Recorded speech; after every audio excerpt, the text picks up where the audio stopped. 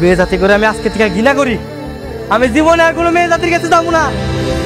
আজকে থেকে আমি কোনো মেয়ের পিছনে ভাগবো না, কোনো মেয়ের কাছে যাবো না, আর জীবনে কোনো মায়ের বিয়ে করবো না, কোনো মায়ের লাগা নিজের কষ্ট পাবো না। তোরে তো আগেই কইছিলাম এই মেয়ে ভালো না, আমার কথা তো শুনোস নাই। আগে যা গেছে গেছে, সব বাদ। দেখ, যেটা হয়ে গেছে সেটা তো আর ফেরত আইব না।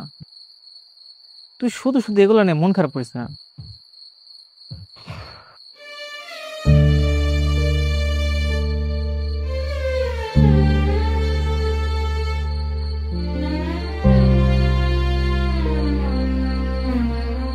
সাগর,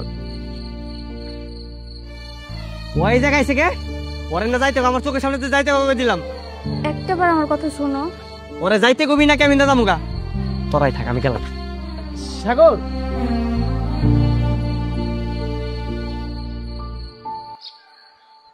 শোন, তুই একটা কাজ কর, তুই ওদের বাড়িতে যা, ওদের বাড়িতে গিয়ে আর বাপ মার সাথে কথা বল। কিন্তু ওনারা যদি রাগারাগি করে, যেহেতু তাদেরকে অপমান করা হয়েছে, আমার মনে হয় তারা ব্যাপারটা মানলেও মানতে পারবে।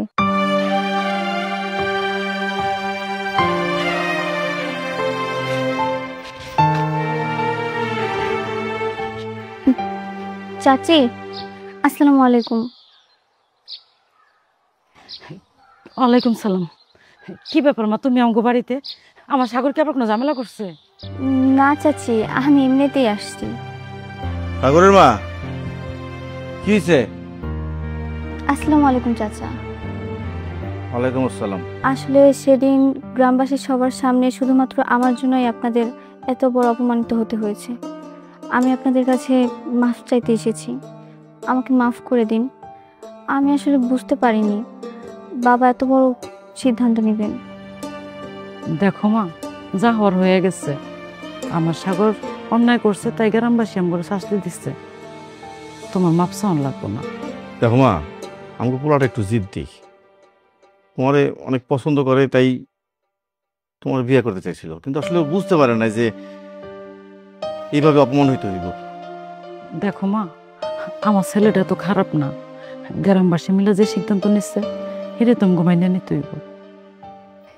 চাচা, আমি তো আপনাদের মেয়ের মতো, আমাকে কি মেয়ে মনে করে মাফ করে দেওয়া যায় না? দেখো মা, যা হওয়ার তো হয়ে গেছে, এখন আর সব কথা বলে তো আর লাভ নাই।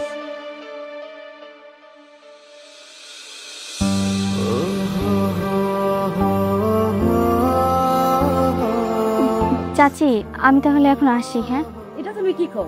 কোনোদিন আমগো টাকা নাই, এই প্রথম আইছো, কিছু মুখে না দিয়ে যাইবা? চলো ভিতরে চলো। না চাচি, কিছু খাবো না। তা বললে হয় নাকি? প্রথমবার আসছো, একটু বসো, একটু পানি তো খাই যাবা।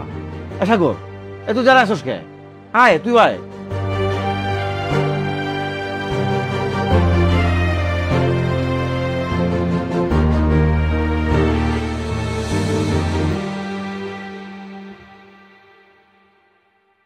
মারে, তেমন কিছু আয়োজন করতে পারি নাই। তুমি অন্য একদিন আইসো, আমি তোমার নিজের হাতে রান্না করে খাওয়াবো। ঠিক আছে চাচি, আবার আসবো। আচ্ছা। তিথি, জি বাবা। তরে কইছিলাম না একটু সাবধানে থাকতে? এত বড় একটা বিচার হয়ে গেল, ওলাটা কখন কি করে ফেলায় তার কোনো ঠিক আছে? সে তো অনেক দিন হয়ে গেছে বাবা। তাতে কি, শত্রু তার আঘাতের কথা কখনো বলে না, সবসময় উৎপাইতা থাকে ক্ষতি করার লেগে। ঠিক আছে, এখন থেকে সাবধানেই চলবো। ঠিক আছে। ও, আরেকটা কথা, ও যে ছেলেটা তোরে বিয়ে করতে চাইছিল, ও সব কিছু যাই না, এখনো তোরে বিয়ে করতে রাজি আছে। তুমি কি বলছো? তা আমি কি কমু, আগে তো সবকিছু রেডি আছিল, আমিও হকে দিছি। মানে তুমি আমার বিয়ে পুরোপুরি ঠিক করে ফেলছো? হ্যাঁ, 3 দিন পর বিয়া, আগামী শুক্রবার। ওই ছেলে ঢাকায় চলে যাবো, তাই একটু তাড়াহুড়া করতেছে। এত তাড়াহুড়া কি দরকার ছিল? পরের বার ছুটি নিয়ে আসতো, তখন বিয়ে হতো। শুভ কাজটা ফালায় রাখার দরকারটা কি, আমি তো সেটা বুঝলাম না। তাছাড়া ওই পোলাটার কথা তুই ভুলে গেছো?